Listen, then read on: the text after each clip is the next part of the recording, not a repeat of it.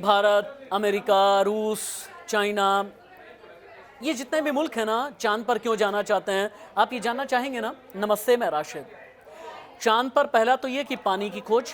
पानी की खोज का मतलब यह है कि अगर चांद पर पानी के सबूत मिले या फिर पानी चांद पे ख़ासतौर से दक्षिणी ध्रुव में अगर मिला, तो फिर ऐसे में संभावना बहुत ज़्यादा हो जाएगी कि आगे इंसान और इंसान को पहुंचाने में मदद करने वाला वातावरण चांद पर मिलेगा। पहला तो ये। दूसरा, हालांकि चीन पर बहुत ज़्यादा यकीन होता नहीं, लेकिन चीन ने साल 2020 में अपना एक मून मिशन भेजा।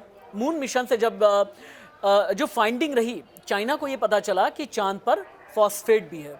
फॉस्फेट का मतलब यह है कि अगर फॉस्फेट मिला है, यानी चांद पर आगे अभी नहीं, 100 साल, 150, 200 साल के बाद में खेती किसानी भी हो सकती है। ये दूसरी बात है।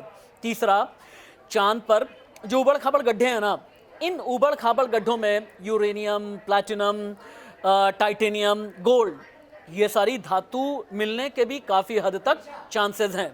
ये तो चांद का एक रहस्य है।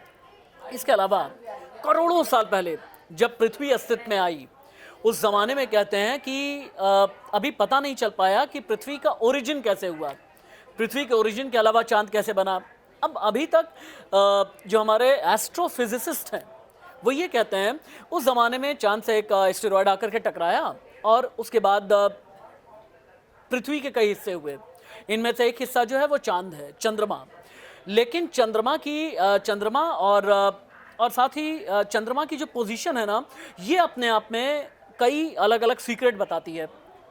अब चांद कैसे बना ये तो पता चलेगा ही, लेकिन पृथ्वी और मंगल के बीच में चंद्रमा है। अब इंसान ये सोचे बैठा है कि जब अंतरिक्ष की लड़ाई शुरू होगी, लड़ाई यानी मैं हथियार की लड़ाई की बात नहीं कर रहा हूँ, मैं एक उस वॉरफेयर की बात कर रहा हूँ जहाँ पर अंतरिक्ष में अपना वर्चस्व स्थापित करने की कोशिश की जाएगी।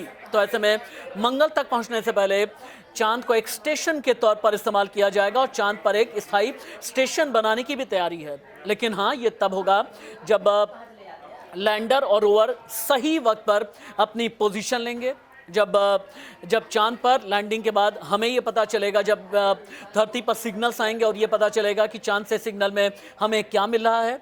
चांद के ऑर्बिट का जब हम पूरा अध्ययन करेंगे, दक्षिणी ध्रुव का जब हम अध्ययन करेंगे, अभी तक पूरी दुनिया में 111 मून मिशन भेजे गए हैं और इनमें से 60 से ज़्यादा मून मिशन ऐसे रहे जो कि फेल हो गए हैं। लेकिन चंद्रयान 3 काफ़ी हद तक कामयाब होता नजर आ रहा है। वो इसलिए क्योंकि रूस का लूना 25 अपने पैरामीटर अंतिम समय में अपने पैरामीटर ठीक तरीके से सेट नहीं कर पाया और उसके बाद फिर लूना 25 लास्ट स्टेज में जाकर के क्रैश हो गया। खैर, इसरो की मेहनत है, चंद्रयान 1, चंद्रयान 2 और अब चंद्रयान 3, यानी आप इंतजार कीजिए चंद घंटों का, या यूं कहें कि चंद मिनट का इंतजार, और चांद पर फतेह होना तय है। नमस्ते।